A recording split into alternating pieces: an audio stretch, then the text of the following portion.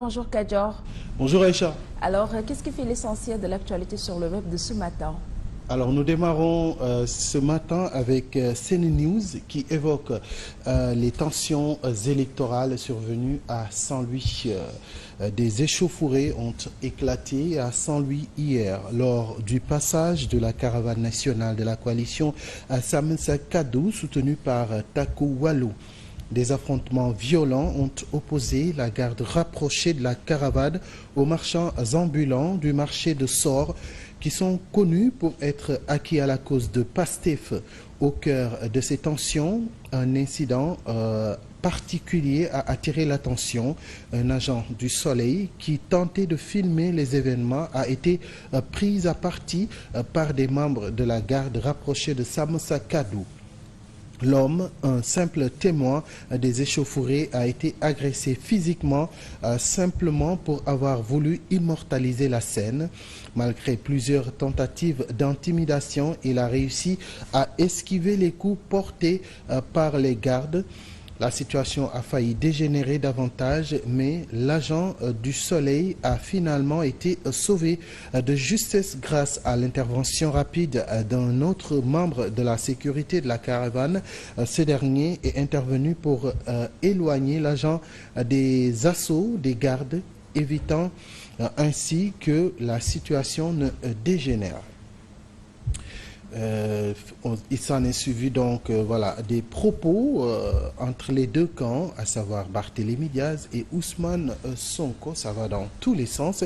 Et Seneweb parle évidemment de ces violences électorales et informe que le ministre de l'Intérieur ordonne aux forces de défense et de sécurité de fouiller les cortèges suspects suite donc aux violences électorales survenues lundi à Saint-Louis. Des éléments de la sécurité de l'opposition ont été donc suspectés d'en être les auteurs. Pour circonscrire cette escalade de violence, le ministre de l'Intérieur a posé un acte fort. Le général Jean-Baptiste Tine a ordonné à la police et à la gendarmerie de fouiller tout cortège suspect. Voici donc le communiqué du ministre de l'Intérieur et de la Sécurité publique qui a été informé qu'en début de toutes les dispositions prises pour permettre une campagne électorale apaisée, certains actes nourrissent des projets d'actes de violence et de sabotage contre des caravanes et d'autres activités organisées par des listes concurrentes, soutient le communiqué. Aussi, il met-il en garde les éventuels contrevenants à l'arrêté numéro 026507 du 22 octobre 2024 interdisant le port d'armes de toute catégorie et de manière explosive du 17 octobre au 17 décembre 2024 que des instructions fermes ont été données aux forces de sécurité pour fouiller systématiquement les personnes et les cortèges considérés comme suspects et que la découverte de toute arme par nature ou par destination entraînera l'application des sanctions prévues par la loi. Par ailleurs, pour mieux assurer l'ordre et la sécurité publique, le ministre demande aux partis politiques, aux coalitions de partis politiques légalement constitués et aux entités regroupant des personnes indépendantes de communiquer aux autorités administratives concernant au plus tard la veille de leur déplacement, l'itinéraire et les horaires de passage de leur cortège. Le ministre en appelle au sens de responsabilité de tous les acteurs pour la poursuite de la campagne électorale dans un climat de paix et de sérénité. Il n'y en a pas que pour la politique au Sénégal, les urgences sont aussi ailleurs. Et c'est Sud Quotidien qui fait le point sur la crue du fleuve Sénégal. Le mois d'octobre a été marqué par de violentes pluies entraînant le débordement des fleuves Sénégal et Gambie, provoquant des destructions majeures dans les régions de Bakel, Matam, Kédougou et Podor.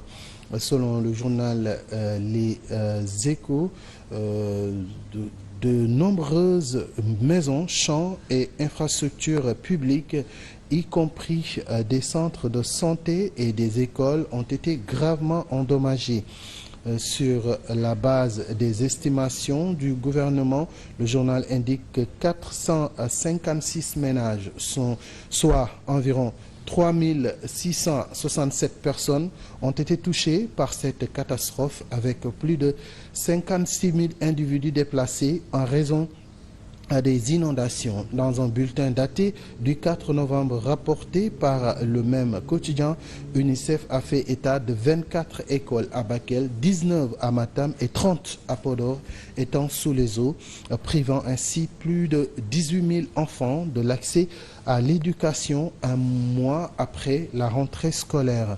Le quotidien ne connaît pas le nombre total de structures de santé affectées par les débordements, mais mentionne que 6 centres de santé à Tamba ainsi que le poste de santé de Diamel à Matam et la case de santé de Gouri Kisamba Djom sont inondés. Cette situation compromet l'accès aux soins médicaux de base pour des centaines d'enfants et de femmes.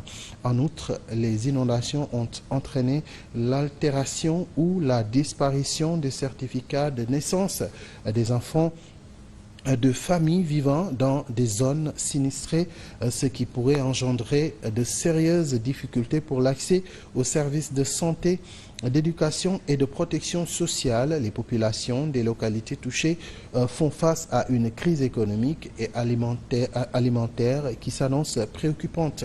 Des milliers de familles dépendent de leurs terres agricoles encore submergées par les eaux. Le journal évalue que 913,5 hectares de rizières et 200 hectares de cultures telles que le sorgho, le maïs et le haricot sont affectés par les inondations. Voilà la situation que traversent les populations de cette zone qui est tout à fait donc inquiétante. Voilà ce qui m'en termine donc à l'actuel de ce matin. Merci mesdames et messieurs de l'avoir suivi. Merci à vous Aïcha. Merci beaucoup Kadior. Rendez-vous est pris dans la deuxième partie. C'est ça, à tout à l'heure. À tout à l'heure. Merci à Kadior. Si c'est un téléspectateur, restez bien avec nous. Il est 7h passé de 30 minutes. Tout de suite, nous passons à l'actualité politique avec Pape Malick Thiam.